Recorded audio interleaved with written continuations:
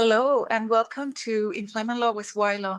A very common question that we get is sexual harassment in the workplace, does it amount to constructive dismissal? So the answer to that is it could.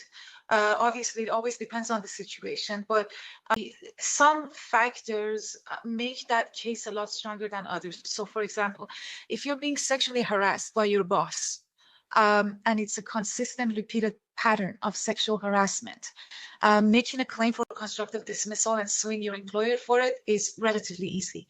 However, if an appropriate comment is made towards you by a coworker, you raise that comment with your employer, they investigate the situation and they implement policies or procedures to make sure that such behavior is not tolerated and doesn't repeat itself again, that situation usually mitigates against making a claim for constructive dismissal.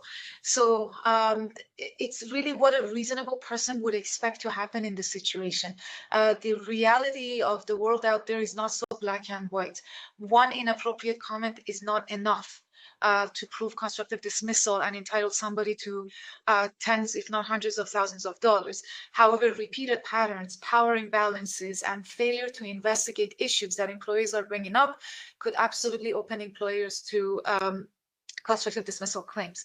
So it's always better for employees to record and raise legitimate concerns and work cooperatively to make sure that this behavior doesn't persist in the future, and for employers to prevent proactively these behaviors by having good workplace sexual harassment policies, by knowing how to properly investigate, and by limiting severance in their employment contracts based on the laws of the relevant jurisdiction. It's always best, obviously, to speak to a lawyer, whether you're an employee contemplating leaving your job due to sexual harassment, or an employer wanting to reduce or eliminate claims like that against them, because they can cause fortunes and take a lot of money and time.